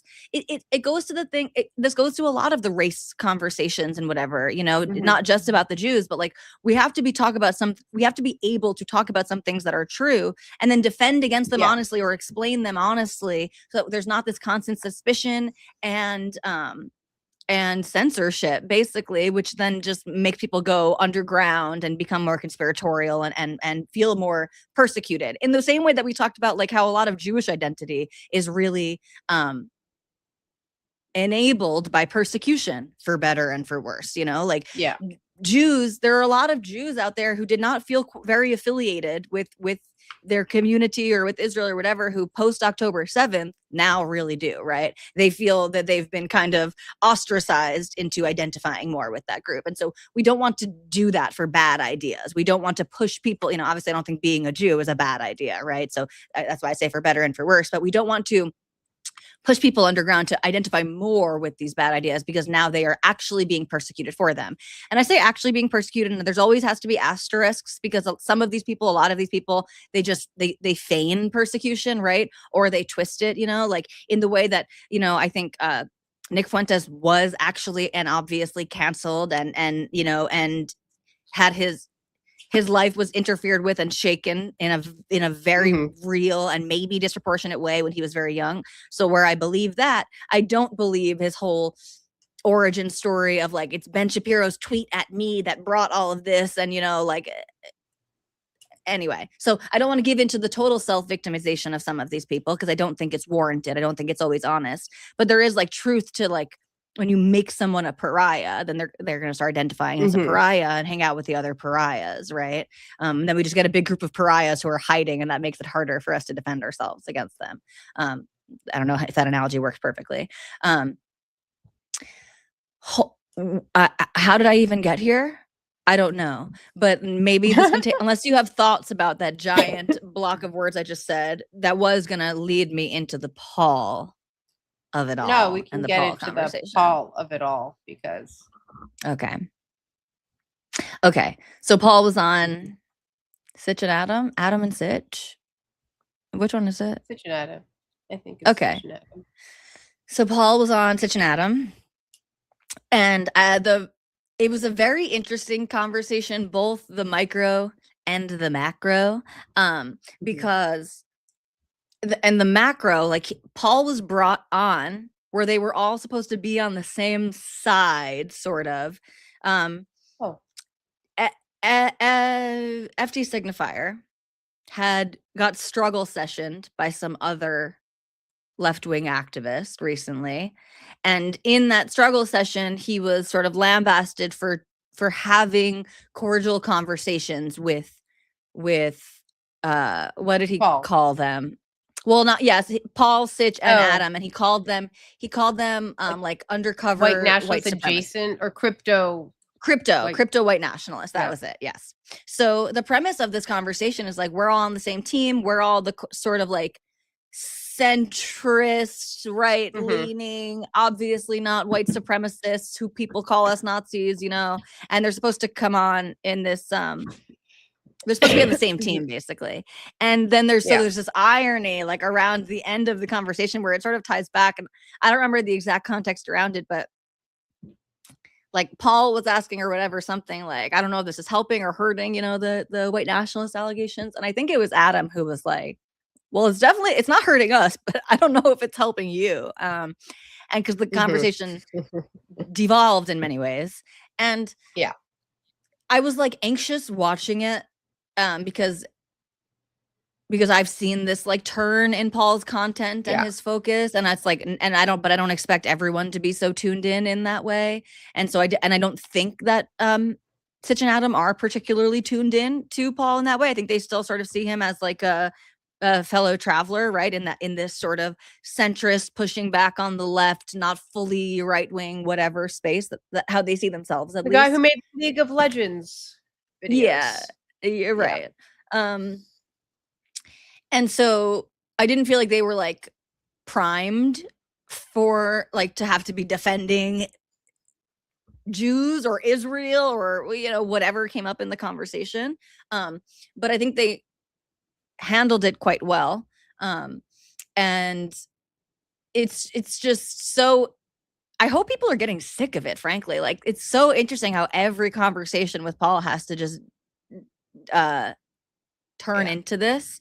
And It's it's interesting too what is salient to Paul. So we were commenting in our last mhm. conversation on his debate that he hosted between Jay Shapiro and Destiny. And in the conversation, Destiny calls Itamar Ben-Gvir, I think it was Ben-Gvir and not Smotrich. It doesn't really matter. They're sort of interchangeable for these purposes. But Mhm. Destiny refers to him as like a subhuman demon or something. Destiny Mhm. does that because he's trying to show like, I think that Yeah. person's crazy. I think that person is against the sort of mission that I see as reasonable, defense of Israel or whatever. Mhm. And Paul was just coming in his pants, like, because he was like, "Oh, finally, we agree on something." Ben Gavir is a subhuman demon, and Mhm. he also wanted Paul. I think what he's doing is so fucking slippery. I hope this is becoming obvious to people. He's trying to set people up into these word traps. He's trying to say, see, it's not bad that I say these things because even look at who else the Yeah. Jews are saying this, right? So he's like, Mhm. Paul does this trap and he's expecting Sitch and Adam to not be aware, and they weren't, but I still think they handled it very Mhm. well. He's saying, yeah, obviously I get why people don't like, like the Nick Fuentes uh approach to politics, like when someone says like world Jewry, like I get creeped out. Like you guys get creeped out by that, right? Like you think saying world Jewry is totally fucking weird, right? And then they're like, yeah, I think that's weird. I think, Mhm. I would be concerned about someone who's spending all their time talking about world Jewry. And he's like, aha, well, did you know that every year they hold a world Jewry state of the whatever, which they do. There's some speech. Aha, do you know I that know. Barry Weiss was the speaker of the World Jewry State of the Union? And so he slips all of this shit in. And again, he just does it with such delight. And I found it interesting that the only part of his Jay Shapiro and Destiny conversation, which he should have found illuminating because it was two people with a lot more knowledge on the subject than he has. The only thing that stuck with him that he brought into the Sitch and Adam conversation was, well, even Destiny referred to Ben Gavir as a subhuman demon.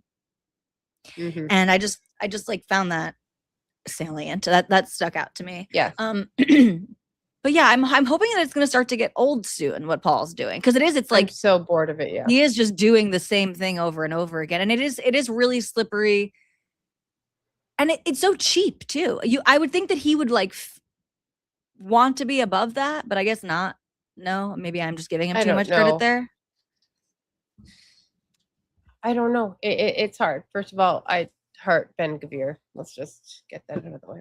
And yeah. Anyways, Yeah, yeah, it's this like he he tries to make these points that sound reasonable, um, and they could be if you held everybody to the standard. Like, okay, no no dual citizenship. Okay, and but like there are other countries that give citizenship based on your ethnicity or like having like distant relatives from there. Like it's not just Israel. Like that there are plenty of other places that do this. So it's just like you're hyper fixated on one place though. so it kind of gives up the game when you refuse to engage with all of the other, you know what I mean? Like Yeah. everything else that you're saying. And world Jewry, okay, like I don't know, people of their own group can use words to describe themselves, because we know that we're not attaching, like we're not smuggling in weird animus and conspiracies when we use these words to describe ourselves, whereas it's different when other people do it. I'm sorry that it's not fair. I'm sorry that it might not be fully logical, but like that is the way the world works. It just is. You know what I mean? Like you Well, don't need to like it, but like there is like a truth to it, of like how groups can understand and conceive of themselves and talk about their own group versus like how other people do it, and what else are you bringing into that conversation at that time? Are you using it to try to tear a group down or to criticize a group consistently and like invoking other ideas and other like conspiracies when you're doing that? Or are you having a world Jewry conference to like talk about the issues that Jews are facing and how the best thing for like our own people, our own who are going through this time to handle it? These are very different things. Like to pretend that they're not is just it's just silly. well, and Sitch had a good response because Sitch immediately was like, well, yeah, same thing with like the NAACP, right? Which is the National Mm-hmm. Association for the Advancement of Colored People. If we heard people talk, to because Paul was making this sort of left wing point, right? Of Mm-hmm. like, oh yeah, I know why it feels icky when right wing people are saying world Jewry, right? And he would make the same point, yeah, if a bunch of like right wing people were, talking about all the colored people and stuff, right? Yeah. But to the point, it is different when it is sort of self referential in this way, and it is just it is both in intention and comprehension. Basically, it is both meant by that group and understood by the group, that it is not Yes. some type of, obviously it's not some type of attack. And no, like, And and you don't have to show empirical fucking evidence for it because like the world works away, okay? And like yeah, if you don't get it, like maybe you shouldn't be in a fucking conversation if you yeah, can't understand like nobody people can and understand. how people He just no, wants I to know, make but it. that's why Yeah, yes, because yeah, he's trying to yes, like yeah. I Well, and I think too, like, I'm getting so sick of the conversation also because like Jews are not the exception in this way. And especially again, this is the man, Paul, who's like describes himself as sympathetic to Christian nationalism, did it again in the conversation with Sitch and Adam, which again, I don't have issues mhm. with people who say that. What would Christians see themselves also as a unified group that is spread out at different places, not in a literal diaspora in that same Yeah. way, but they have the same warmness when if they find out that someone else is a fellow Yes. believer, right? Like they have the same, they feel the same type of kinship and affinity.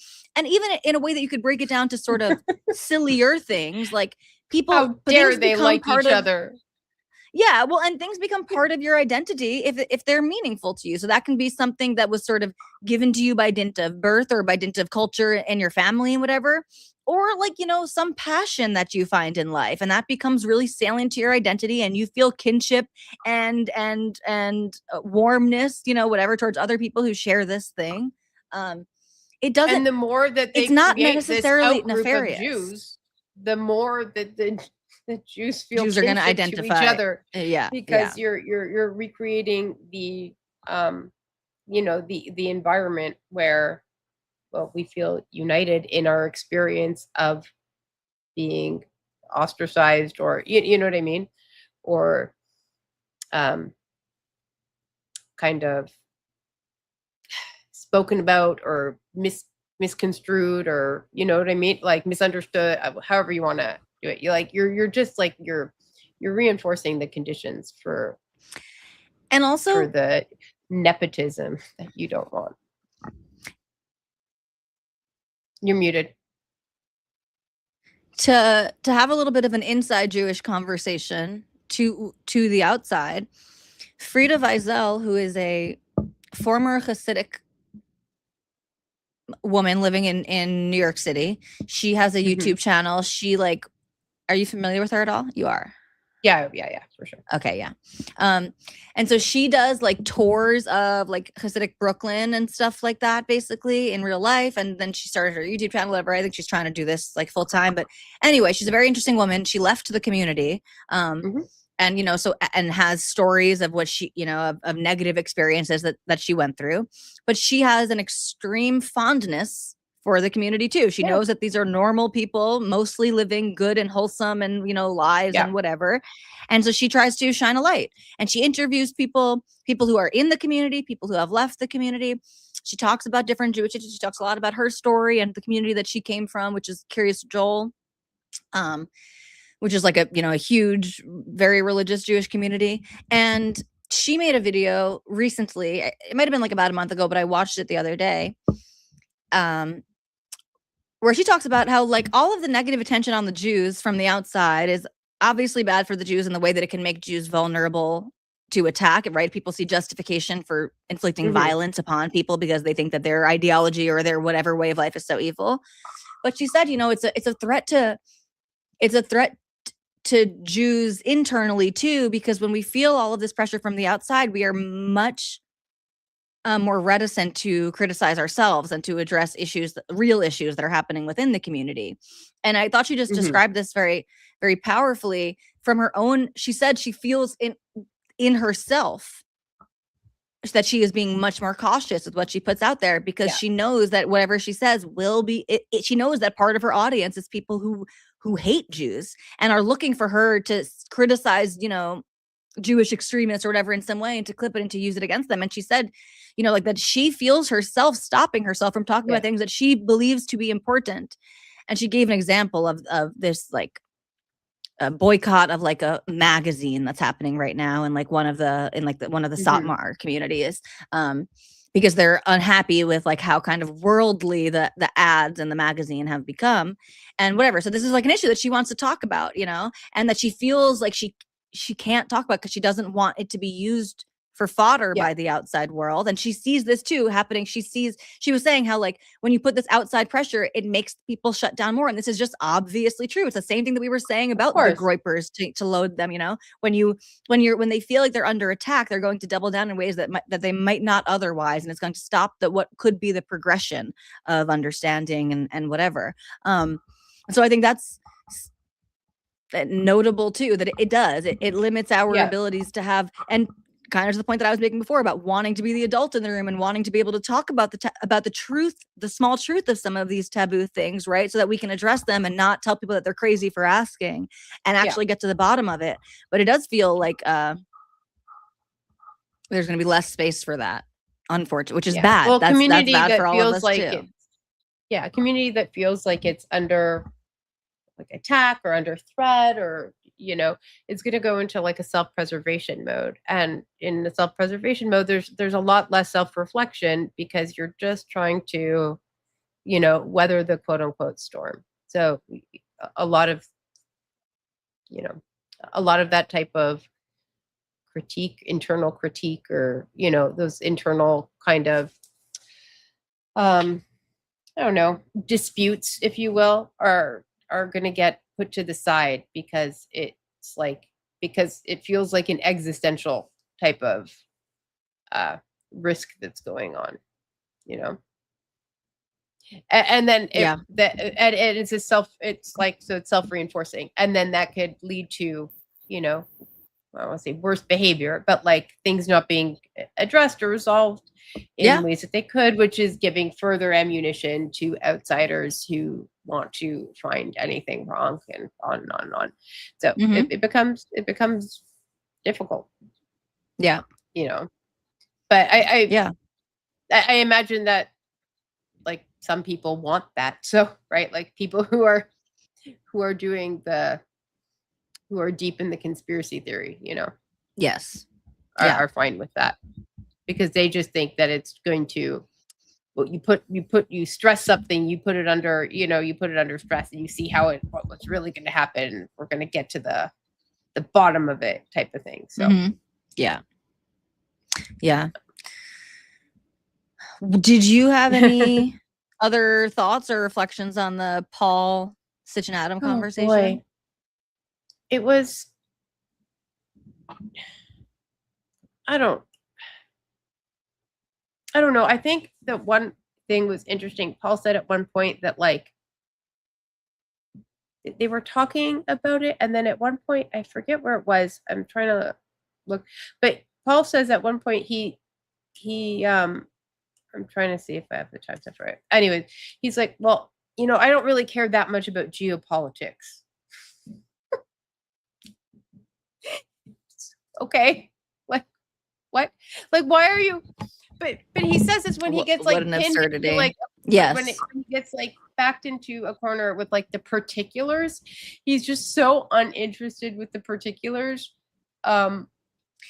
He did this sort of with he had this. He had similar indignation in his conversation with Ryan. And I actually think it's incredible that he had these two conversations with people who were both would be dispositionally sympathetic to him and his worldview, like are more allies than opponents, and B, people who were not prepared, had not done a deep dive into the sort of turn that he's taken and were not there to have an adversarial conversation. And in both of these conversations, they were with just the pushback that came to them in the moment as they were dealing with the live conversation, were able to make him really like stumble and become sort of indignant in this way. And it's quite fascinating, actually. Yeah. These are not even adversaries. Yeah. I don't know. For somebody who doesn't have major like geopolitical opinions on something, he makes a lot of very confident I don't want to say claims. He has a lot of ideas on what ought happen very confidently, that would be better than what is now. But then he says he only has like basic opinions on it. It just doesn't really make sense to me. Yeah. It's just it seems like somebody who can't defend their position. And I can't defend all positions, like, but I don't claim to have certain, like, you know what I mean? I don't claim to be very certain on things. Right. If I can't, or if I'm going to go into a conversation like that, or if I'm going to like propose like these types of drastic things, I don't. It just, which I think wild. It seems like you're playing like these things are like literally like talking about like what would be like the death of many people, right? Like we're talking about countries at war with major hostilities, and yeah, I don't know. It just it kind of like boggles my mind a little bit. You're muted. Obviously. Okay. The nefariousness of Paul. And again, like I don't really know what's in his soul, but something that this woman in the Heinrich Beckheim podcast talked about was, I don't remember the exact words she used, but I remember whatever it was, I appreciated the way that she spoke about it was somewhat dispassionately, like she wasn't taking everything as a grave offense. She was, and I think in a really helpful way, like she said, I don't know if she was using the word like whips people up, but she was something to that effect. Like it gets people excited, which is just an obvious truth about anti-Semitism. She says this, I think, kind of in the beginning, like people like it, like people like it. It's like popular, kind of back to what we were saying, right? It doesn't really matter like what the truth is, right? If people like, the thing. But so she's talking about how it just like riles people up and like becomes more and more of like what they think about, takes up a lot of time in their mind, which is obviously what's happening to Paul. And sort of to your point, like, oh, I don't really care that much. I'm not really interested. Okay, well, it seems to be absorbing a lot of your time, your mental space, and your content. So like that's a little, maybe you should assess then why you're spending so much time talking about something that you claim not to care all that much about. That's one thing. And the second thing is this woman talks about again, the sort of different iterations of like hostility towards Jews and from a historical context and whatever.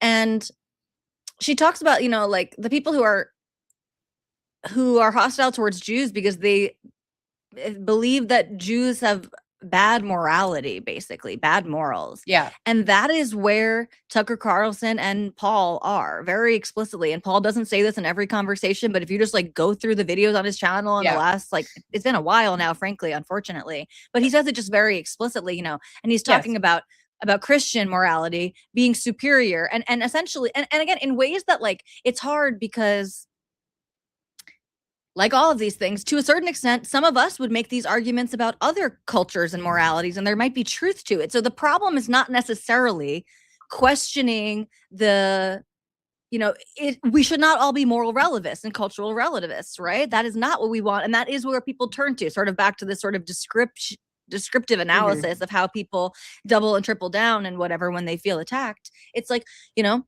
obviously there's like something going on in Islamic societies, right, that they, you know, that is preventing modernization and whatever. And so these criticisms, like, we need to be able, and you can just take moral issues with Islamic law and stuff like that, right? And I understand you could take moral issues with Christian law and Jewish law, and especially if you're looking at these things like by the book, by the line.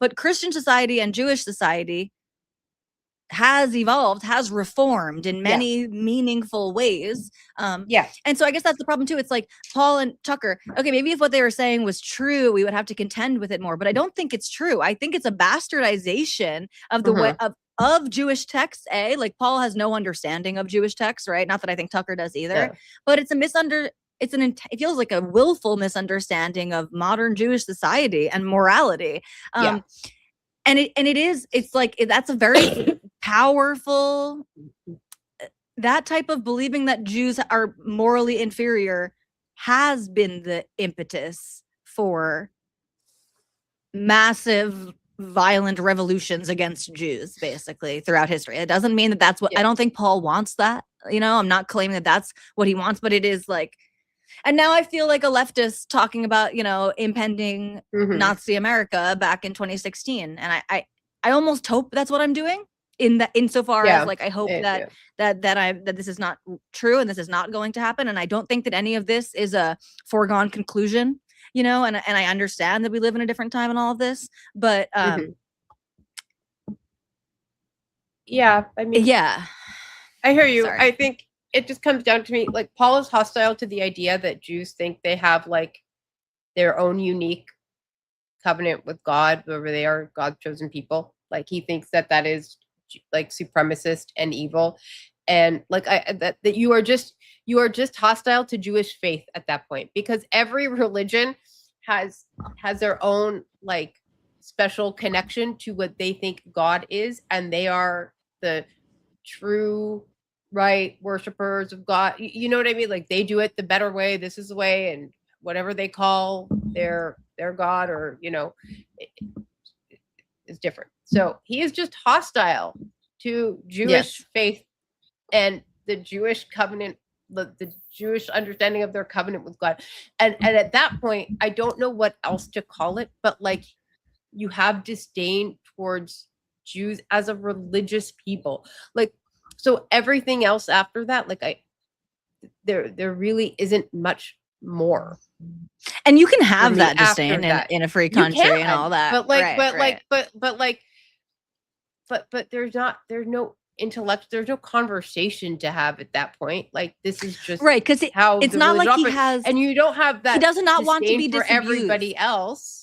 What? He does not want to be disabused of this, right? To your point, right? No, it's not like he believes this and he's open to conversation and open to understanding. No, he wants to influence people to this point, and he is not willing to be disabused of this notion at all.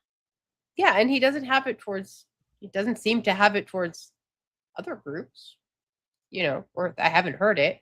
And he'll often say things like, you know, he's willing to pay the price if he's wrong. And I'm like, that's great. But you're not paying, like, some of the things that you say or advocate for or seemingly make arguments towards, you may not be the person paying the price. And I think that there's like a complete lack of humility in that. And that's not to say that,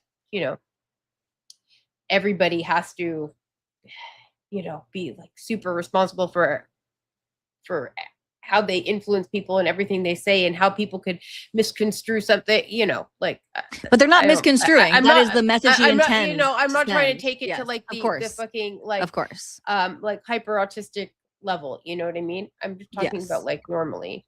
But Totally. he seems to be saying things that are, I don't know, normally understood as like what I would consider hostile to the Jewish faith. So and Yeah, well, Jewish people as a result. and again, and it is explicitly his goal. But he has this weird tie. You're right. He has this mixture. Paul is not anti-Semitic. He is a purveyor of anti-Judaism and anti-Zionism. He skips the sort of like, I made a pun about this on Twitter the other day, but like, he's not interested in the Yeah. Nazi version, sort of, to oversimplify things. To your point, he's very critical of what he understands the ethical code of Judaism to be, basically, and the Jews' covenant understanding of our own covenant with God. Yeah.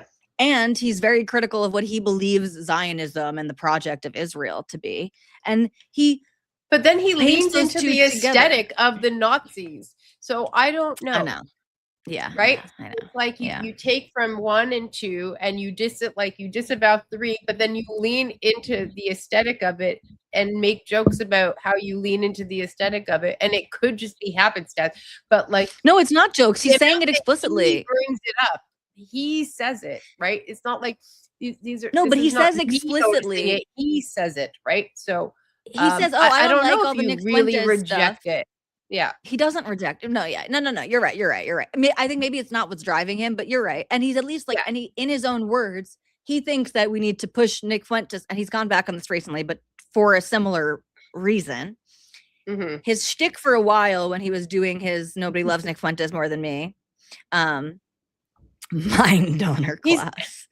He's also, I love "Nobody Loves charitable to Nick Fuentes and his potential psychology. Yes, and like it, but not even that. But fuck that. Yes, no, I agree with you. I do agree with you. But he was saying at that time of "Nobody Loves Nick Fuentes More Than Me," of like, yes, Nick is flawed in all of these ways, but the reason he's important is because he is black pilling people, or he's red pilling people, whatever. He's waking people up about Israel and on the right. His point is the right is totally cucked and beholden. They have not yet woken up to the evil atrocities of Zionism in Israel. And so Nick Fuentes, though he's a flawed character, is very important because he is the person most effectively making the case against Israel on the right. That was his shtick. Now he's gotten a lot of pushback for that. It seems like I don't know exactly where he's going to land on this, but he seems like he's trying to walk it back a little bit. And so now his shtick is, okay, I've changed my mind on the Nick Fuentes stuff a little bit because Nick Fuentes is just too brash that his message is not, people are not going to care that he has the right message about Zionism, Israel, and the Jews because of all the other stuff he says. And so because getting everyone to be woke on Zionism, Israel, and the Jews is so important, now maybe I shouldn't support Nick Fuentes so much because he might actually be counter to that goal. So his goal Nick Fuentes, explicitly the entire time coming and being more anti-Islamic. So the timing is sus. Yeah, interesting. True. That timing that timing is just like, well, that's, I don't know, that's convenient. Yeah. So no, it's true, right? And right? I take everything that Nick says with a grain of salt Nick too. Nick is saying that a lot of this like fucking crazy wackadoo like anti-Semitic, anti-Zionist stuff, like he's saying like where it's going too far, and I think Nick may end up with the yarmulke on in about 10 years. I've told Tali I think it's possible he gets there. I'm not sure, but I wouldn't be surprised. I wouldn't be surprised. Right? I know. And like, I don't know how serious I am right now, but like, it's like the gay guy who like hates the gays so much because he's gay. It feels like you really, he's got a Jewish neshama in there. 3 times, knock on the door. You can join us. Think too, you too can rule the world.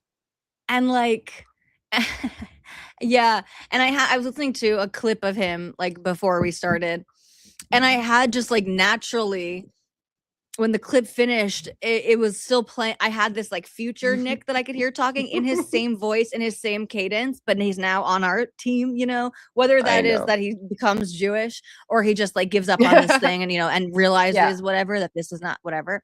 And I think he could still be basically the same guy because he's, he like, it almost would only require getting past the ego death a little bit there. It's like he wouldn't Yeah. have to like change much about himself. Anyway, that's No, don't quote me I there. see what, But yeah, I I see just what you like, mean. Yeah. No, and there's I a know what you mean. reason that I think like Jews are very like attracted to him. That's the wrong word to a certain extent, but like we find him very interesting, Yes. and confusing He's in a this way that compelling he is character. really Yeah, he's smart and intriguing. Yeah. compelling. Yeah. Yeah. He's a very interesting character. Yeah. So, well, we'll see. Yeah. Oh, somebody says, I wish Anna Kasparian was healed from Israel's sickness. I do too. I don't know if she's even. It's not happening. Okay. It's not going to happen. But look, Cenk saw his nephew come onto the scene and get richer than he has ever dreamed of being. And he's been doing it for 20 years. And what was he doing? And where was he leaning? And then they went full fucking in. TYT was in the shitter. It was in the gutter. Their views were down. And they took the pivot and their numbers are up and they're doing better and they have much more name recognition. And this is just the grift. And they're gonna go where the money takes them. And I think Anna's it might fucking be a grift deranged, by and it's even Jank. I think Anna is deranged. She it seems like she's like really, again, to the point of like how this whips people up. yes. She feels it. She believes it. She is getting worked up. She is getting veins popping out of her head and on the verge of tears. Like, I mean, Trink she's does that there too, but like when but Jank something's is like providing performative you and with a lot of crazy money, like you can get really yeah, it's true. you can get like it can be really intoxicating, right? And I think that there's part of that. And I think it's just and hi Wick. I think that there's like there's something about where was I gonna go? Yes, like this whole thing with Anna, and I've said this on I think I've said this maybe here before. I've said this on Twitter. Is like it's so what's so disheartening is that she had been talking about like I can't believe how I didn't think that conservatives and Republicans were people and I just thought they were all evil and how silly was I, and she went on and on and on about this, and now she's like slotted out the evil villain for another evil villain, and it's completely flattening. It's like now she just slotted in. I don't even want to say Zionist because she's using that as the word, but it is broader than that, and I don't necessarily think it's Jew because I don't think it's specifically that, but there's some confluence in there, and just flattening out any anybody who comes to a different assessment of the situation, even an honest different assessment of the situation, as somebody who's like this cartoon villain the same way she did before, and it's just embarrassing to see. Yeah, it's fucking embarrassing, and they're so loud about it. It's just I do, like I said, I do the thing. Could you imagine dating a woman who went on TV and acted like? Could you imagine being married to a man like Cenk who went on Piers Morgan and acted like that? Like that, yeah. It gives me the ick so hard. It gives me it's so cringeworthy. I can't do it. I can't do it. Yeah, I can't do it. It's hard. It's hard to even imagine. Yeah, it's embarrassing. No, I agree. I feel secondhand embarrassment for that. Yeah. I'm with you there. Yeah. Okay. We're like basically right at the 2-hour mark. Yeah, we're good. We'll wrap for today. We will. I will try and go. Did you watch Obsession? I was going to bring us back to the real world plugs for a second. Did you watch the movie Obsession? I didn't, but I read about it. I don't like scary things. It was really scary. My wife and I Yeah. watched it and we were like really fucking scared, to be honest. And then it was like we were watching on the couch and I was like afraid to get up off the couch because I didn't want to put my feet on the ground. It was scary. And like my wife slept with all the lights on in the house after we watched it. It was good. It was creepy. Creepy more than scary. Creepy. Never gonna Good make a movie. wish again. Yeah, I recommend. And then Yeah. we also recently watched All Her Fault. We have I haven't. No. Paramount Plus subscription. I think we got it like free with like some other subscription that we have. And I think Paramount Plus sucks from the experience that I've had so far. It's like always buffers in a fucked up way. It'll like turn itself off randomly. But that's where I watched both of those things was Paramount Plus. And All Her Fault was a limited series. And then Obsession was a movie.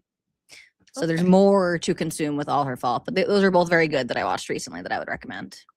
I will check it out. I am going to watch, hopefully in the next week. I want to watch the Devil Wears Prada too.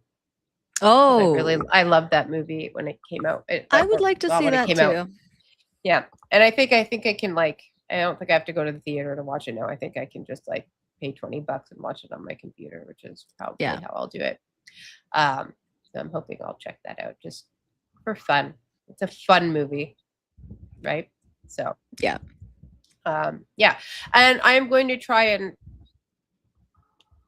set up and open a little Discord. And if I do, maybe I'll post in maybe I'll make a little post on YouTube and y'all can see. And if you have stuff that you suggestions. Are interested, yeah, suggestions or directions to point us in, that would be helpful. Yeah. And we'll be back Friday, maybe? Maybe not? Yeah. As of right now, yes. Okay. Yes. We'll talk and figure it out. We'll talk. Yeah. I might have something. Right now I have a thing that looks like it's going to be on Thursday, but it might be Friday. So if it's on Friday, then I won't be. But then I should be able to do Thursday in that case. So we should be able to do another one later in the week. All right. We'll figure it out. All right, guys. Thanks for hanging out. Like the stream. And we'll see you soon. Bye. Bye.